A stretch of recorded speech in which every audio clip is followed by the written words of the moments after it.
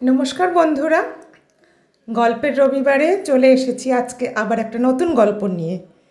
আজকের গল্পের নাম নববর্ষের সাদর সম্ভাষণ। লিখেছেন শিবরাম চক্রবর্তী। আমরা হাসির গল্প শুনতে তো সবাই খুব ভালোবাসি, তাই না? তো আমি আজকে একটা অন্য ধরনের হাসির গল্প শোনাবো শিবরাম চক্রবর্তীর নববর্ষের সাদর সম্ভাষণ। শুরু করছি আজকের গল্প। সেদিন পয়লা বৈশাখ। কলম নিয়ে বসে কি লিখি করছিলাম, কিছুই আসছিল না কলমে। অবশেষে বিরক্ত হয়ে কলম ফেলে টেলিফোনের রিসিভারটা তুলে নিলাম। সামনেই পড়েছিল রিসিভার, আমার টেবিলের এক কোণে। কিন্তু এখন কাকে ফোন করি? টেলিফোনের রিসিভারটা হাতে নিয়ে ভাবছিলাম, আজ সম্বৎসরের প্রথম দিন, কাউকে ডেকে নতুন বছরের সাদর সম্ভাষণ জানালে কেমন হয়? কিন্তু কাকে জানাই? কাকে আবার? যাকে তাকে, যাকে খুশি তাকেই। আজকের দিনে কে আপনার, কেই বা পর। একধার থেকে ডেকে ডেকে সবাইকে আমার শুভেচ্ছা জানিয়ে দিই, ধরে পাকড়ে। তাই করাটাই কি ঠিক হবে না? টেলিফোন ডিরেক্টরি নিয়ে নাড়াচাড়া করছি। অসংখ্য নাম, নম্বরও বহুত। কোন ধার থেকে শুরু করা যায়? চক্রবর্তীদের নিয়েই আরম্ভ করা যাক। Charity begins at home. তাছাড়া বঙ্কিমবাবুও বলে গেছেন। কি বলে গেছেন? না, চক্রবর্তীদের নিয়ে বিশেষ কিছু বলেননি। তবে চক্রবর্তীদের নিয়েও সে কথা বলা যায়, একটু ঘুরিয়েই বলতে হয়। চক্রবর্তীকে চক্রবর্তী না ডাকিলে কে ডাকিবে? অতএব একে একে চক্রবর্তীদের ধরে ধরে ডেকে যাই এবং মিষ্টি করে নববর্ষের সাদর সম্ভাষণ জ্ঞাপন করি। আমার দ্বারা তাদের চক্রবর্তী সুলভ যৎকিঞ্চিৎ জীবনে কিছু কিছু আরামের আমদানি হোক, ক্ষতি কি? কিন্তু চক্রবর্তীও তো খুব কম নেই।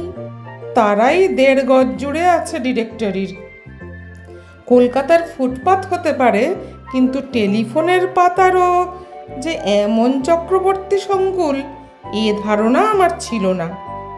যাই হোক, প্রথম একটা চক্রবর্তীকে পছন্দ করলাম এবং টেলিফোনটা কাছে এনে রিসিভারটাও তুলে ধরলাম। যথারীতি নম্বর বলা হলো। অনেকক্ষণ ধরে কোনো সাড়া শব্দ নেই। হালখাতায় বেরিয়ে গেছে নাকি ভদ্রলোক? এত বেলা পড়ে থাকতেই? বিচিত্র নয়, চক্রবর্তীরা যেরূপ মিষ্টান্ন লোলুপ আর উদর হৃদয়, অবাক হবার কিছু নেই। বহুক্ষণ বাদে একটা আওয়াজ এলো। মাছের মুড়ো মুখো করে কে একজন কথা বলছে বলে আমার মনে হলো। রং নম্বর, রং নম্বর, রং নম্বর বলতে বলতেই নিরুদ্দেশে মিলিয়ে গেল সেই আওয়াজ। ভারী বিরক্তি লাগে জানেন। নববর্ষের সাদর সম্ভাষণ জানাতে বসে ভাব জমাবার গোড়াতেই আড়ি। দূর দূর। রিং করতে শুরু করি আবার।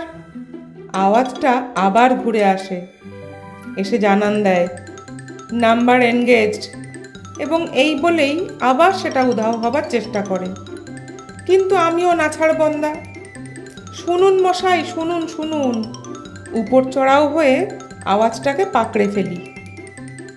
বলুন বলুন তাহলে। আওয়াজটা হতাশ হয়ে হাল ছেড়ে দিয়েছে মনে হয়। আপনি শ্রীযুত চক্রবর্তী? আমি বলি। না।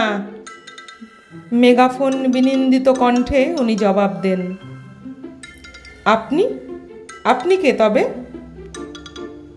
এই ঠাকুর, ইলিশ মাছের রোস্ট কই আমার?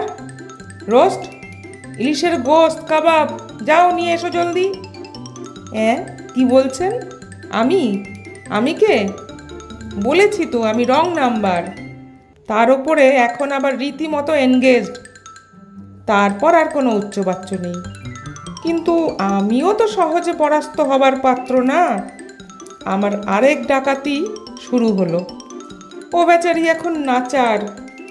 রোস্টলেস বলেই হয়তো রেস্টলেস, এবং চক্রবর্তীও হয়তো নয়। দেখে শুনে দ্বিতীয় এক চক্রবর্তীর ডাক দিই। আপনি কি মিস্টার চক্রবর্তী? হ্যাঁ, আপনি কে? নিজের নাম বললাম। টেলিফোনের অপর প্রান্তবর্তী সশব্দে ফেটে পড়লেন। বাধিত হলাম, কিন্তু আপনাকে তো আমি চিনি না মশাই, নামও শুনিনি কখনো। আমার কাছে কি দরকার আপনার?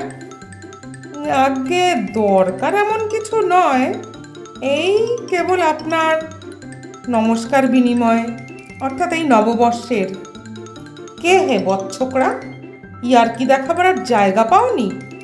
আধ ঘন্টা ধরে রিং করে অনর্থক বাথরুম থেকে টেনে আনলে আমায়। এখন ঠান্ডা লেগে আমার সর্দি হবে, সর্দি বসে গিয়ে ব্রঙ্কাইটিস হবে, তারপর নিউমোনিয়া দাঁড়িয়ে নিমতলা হয় কি না কে জানে।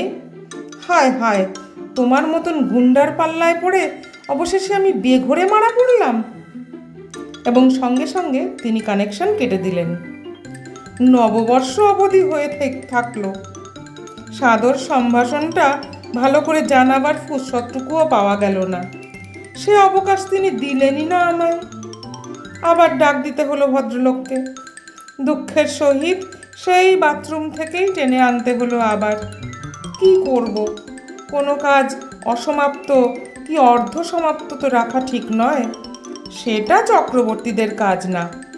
বিশেষ করে আজকের দিনে কারো সঙ্গে নতুন বছরের প্রথম খাতির জমাতে গিয়ে অখ্যাতি লাভটা যেন কেমন। আপনি মিস্টার চক্রবর্তী? আলবৎ, আমি সেই। তুমি কোন বেয়াক্কেলে? আজ্ঞে আমি আমতা আমতা করে দ্বিধা ভরে বলতে চাই। একটু আগেই তো আমার জবাব দিয়েছি, আবার কেন? আচ্ছা তেঁদর তো। এই বলে সশব্দে রিসিভার ত্যাগ করলেন। সকর্ণেই শুনতে পেলাম আমাকে পরিত্যাগ করে আবার তার বাথরুমেই প্রস্থান করলেন বোধহয়। না, উনি ওর জীবনকে সমুজ্জ্বল করতে উৎসুক নন, অন্তত আপাতত এই মুহূর্তে তো নন, তা বেশ বোঝা যাচ্ছে। অতএব তালিকায় তৃতীয় ব্যক্তিকে ধরে টানি এবার। শ্রীযুত চক্রবর্তী। আপনি ঠিক ধরেছেন। আপনি কে? আজ্ঞে আমিও আরেক শ্রীযুত। আজ্ঞে হ্যাঁ, চক্রবর্তী জুৎসই হয়ে জানিয়ে দিই। ও তাই নাকি? চোখা গলায় বলতে শুরু করেন তৃতীয় ব্যক্তি। 2 হপ্তাহ ধরে আমি গরু খোঁজা খুঁজছি আপনাকে। সেই যে আপনি কেটে পড়লেন দালালির টাকাটা মেরে দিয়ে, তারপরে আপনার আর কোনো পাত্তাই নেই। আচ্ছা লোক আপনি, যা হোক, আপনার আক্কেলকে বলিহারি। আমি একটু বিব্রত বোধ করি। সাদর সম্ভাষণের পূর্বেই একজন অপরিচিতের কাছ থেকে এতটা মোলায়েম অভ্যর্থনা, এমন সাগ্রহ হাপিত্যেশ আমি প্রত্যাশা করিনি। বিশেষ করে একটু আগেই দুটো সংঘর্ষ সামলাবার ঠিক পরেই। আমি তো কেবল সম্ভাষণ করতেই সারতে চেয়েছিলাম, এবং সরতেও চাই, তারপরে আর কিছুই চাই না। কিন্তু ইনি তো দেখছি আরও বেশি অগ্রসর হতে উদ্গ্রীব। যেভাবে, যেরূপ ঘোরতরভাবে আমাকে খোঁজাখুঁজি করছেন, তাতে হয়তো এরপরেও রীতিমতো ঘনিষ্ঠতা জমাবার পক্ষপাতী বলেই তাকে মনে হয়। এখন ধরে বেঁধে কোরবানি না করলেই বাঁচি। আমার তরফে বাক্যস্ফূর্তি হতে বিলম্ব হয়, স্বভাবতই একটু সময় লাগে। একই চেপে গেলেন যে একেবারে। অন্য তরফে সম্ভাষণের দ্বিতীয় পালা শুরু হয়েছে। বেশ ভদ্রলোক আপনি। দালালির টাকাটা তো অক্লেশে মেরে দিয়ে যেতে পারলেন, কিন্তু এই পচা বাড়িতে কোনো মানুষ বাস করে? এঁদো, ড্যাম্প, মশার আড্ডা, কাঁকড়া বিছের সঙ্গে থাকতে পারে কেউ? এরকম বাড়ি আমাদের ভাড়া গছিয়ে এভাবে ঠকিয়ে কি লাভ হলো আপনার শুনি? তিনি জবাবদিহি চান। কি জবাব দেব? এবার আমাকেই কানেকশন কাট আপ করতে হলো। সম্বন্ধ বজায় রাখা আর সম্ভব হলো না। দফায় দফায় কারো রাহাজানি চললে তার সঙ্গে রফা করে নিজের দফা রফা করা আমার মতো সুরাহাবাদীর রপ্ত নয়। কাজেই বিদায় সম্ভাষণ না করেই সাদর সম্ভাষণ স্থগিত রাখতে হলো। বাধ্য হয়েই কি করব। এবার চতুর্থ ব্যক্তির উদ্দেশ্যে ডাক ছাড়লাম, এবং তাকে কাছাকাছি পাওয়া মাত্রই আর অন্য কথা পারতে দিইনি। সর্বপ্রথমেই আমার কাজ সেরে নিই। শ্রীযুত চক্রবর্তী, আপনাকে আমার সাদর সম্ভাষণ জানাই, নববর্ষের সাদর সম্ভাষণ। কাঁদো কাঁদো গলায় জবাব আসে, তা জানাবে বই কি, তা না হলে বন্ধু, তা না জানাবে কেন? আজ তো তোমাদেরই সুখের দিন, হে তোমাদেরই স্ফূর্তি। এতদিনে আমার সর্বনাশ যা হওয়ার হয়ে গেছে। পরশু মামলায় হেরেছি, কাল শ্বশুরমশাই আত্মহত্যা করেছেন, আর আজ সকাল থেকে যত কাবলেওয়ালারা ছেকে ধরেছে। আগামীকাল আমার দেউলিয়া অবস্থায় খাতায় নাম লেখাতে হবে। আজই তোমাদের তো হিতৈষীদের মহাদরদের সময় গো। আনন্দ উতলে উঠবার দিন তো।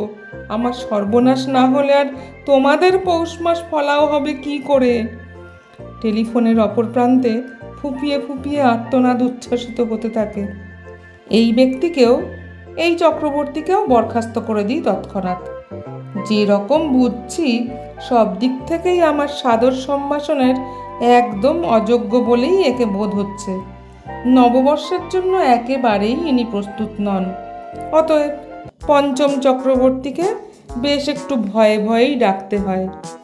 সাড়া দিতে না দিতেই সদ্যলব্ধ চক্রবর্তী মশাই আরম্ভ করেন, বুঝেছি, আর বলতে হবে না, গলা পেতেই চিনেছি। তা সূত্রটা দিচ্ছেন কবে শুনি? আসল তো দেবার নাম নেই। কত জমে গেল খেয়াল আছে? হ্যাঁ, এক্কেবারে উচ্চবাচ্যই নেই। ঢের ঢের লোক দেখেছি বাবা, কিন্তু তোমার মতো এক নম্বরের এমন জোচ্চোর আর একটাও চোখে পড়ল না। একবার যদি সামনে পেতাম, মেরে পস্তা ওড়াতাম তোমার। পস্তালেন তিনি। আর বেশি শোনবার আমার সাহস হলো না। পস্তায়মান এই ধারদাতার ধাক্কায় আমি আধার দেখলাম। তাছাড়া সামান্য সাধারণ এক নামমাত্র চক্রবর্তী ডাকতে চেয়েছিলাম, এ হেন কোনো রাজ চক্রবর্তীকে না। রিসিভার নামিয়ে অনেকক্ষণ কাহিল হয়ে থাকি। তারপর বিস্তর ইস্তস্তত করে ষষ্ঠ ব্যক্তির জন্য রিসিভার তুলি। কথায় বলে বারবার তিনবার, আবার তিনে শত্রুতাও হয় বলে থাকে। অতএব কার্যত তিনবারের ডবল করে 9-6 করে তবেই ছাড়া উচিত। হ্যালো, আপনি কি শ্রীযুত চক্রবর্তী? ও আপনি, নমস্কার। আমিও একজন চক্রবর্তী, আপনারই স্বগোত্র, নগণ্য এক নরাধম। হ্যাঁ হ্যাঁ, নমস্কার। আজ নববর্ষের প্রথম দিনটিতেই আপনাকে আমার সাদর সম্ভাষণ জানাচ্ছি। সাদর সম্ভাষণ? আজ্ঞে হ্যাঁ। অন্য তরফ থেকে অন্যতর চক্রবর্তীর কণ্ঠস্বর ভেসে এলো, বেশ গদগদ স্বরে, মোলায়েম আর মিহি হয়ে। এ চক্রবর্তীটিকে অন্যান্য চক্রবর্তীর থেকে একটু স্বতন্ত্র বলেই মনে হয়। বঙ্কিমবাবুর কথাটা রকমফের হয়ে এরও যেন জানা আছে মনে হচ্ছে। তিনি বলতে থাকেন, ধন্যবাদ। হ্যাঁ, কি বললেন? নামটা তো বললেন, কিন্তু আপনার ঠিকানাটা? 134 নম্বর। আচ্ছা আচ্ছা, বেশ বেশ। আর রাস্তার নাম? বা বা বা, নাম ঠিকানায় কবিতা মিলিয়ে হরিহর আত্মা হয়ে আছেন দেখছি। বা বা বা, এই তো চাই। তা ছেলেপিলে কটি? একটি। আপনিই একমাত্র? তার মানে? ও, এখনো বিয়েই হয়নি? হবার আর আশঙ্কাও নেই? তা না থাক, মানুষ তো আশাতেই থাকে, এমনকি আশঙ্কা নিয়েও বেঁচে থাকে। বয়সটা কত বললেন? আন্দাজ করা একটু কঠিন। 28 থেকে 88-র মধ্যে? ও, তাহলেই চলবে। এত কথা জিজ্ঞেস করছি কেন? এক্ষুনি জানতে পারবেন। আমি যাচ্ছি আপনার কাছে। না না, কোনো ঘটকালি নয়। তবে আপনি যেমন আমাকে সাদর সম্ভাষণ দ্বারা আপ্যায়িত করলেন, তেমনি আজ নববর্ষের প্রথম দিনে একটা ভালো কাজ আপনার জন্য আমিও করতে চাই। আপনার জীবন বিমাটা আজই করে ফেলুন। শুভস্য শীঘ্রম। জীবন বিমার দ্বারাই জীবনের সীমা বাড়ানো যায়। অতএব শুভ কাজ দিয়েই বছরের প্রথম শুভ দিনটা আরম্ভ হোক, কেমন? দাঁড়ান, এই দণ্ডেই আমি আসছি। এই প্রত্যুত্তর লাভের পর বলা বাহুল্য, আমি আর দাঁড়াইনি, সেই দণ্ডেই বাড়ি ছেড়ে পালিয়েছিলেন। যদি আমার গল্প পাঠ আপনাদের ভালো লেগে থাকে তাহলে প্লিজ একটা লাইক করে দেবেন, আর কমেন্ট করে অবশ্যই জানাবেন কেমন লাগছে গল্প পাঠ। আর আমার চ্যানেলটা সাবস্ক্রাইব করতে ভুলবেন না যেন, আর পাশে থাকা বেল আইকনটা অবশ্যই ক্লিক করে দেবেন, যাতে কোনো গল্প আপলোড করলে তা সঙ্গে সঙ্গে আপনাদের কাছে পৌঁছে যায়। দেখা হচ্ছে পরবর্তী রবিবার আর একটি গল্প নিয়ে। সুস্থ থাকুন, ভালো থাকুন, গল্পে থাকুন।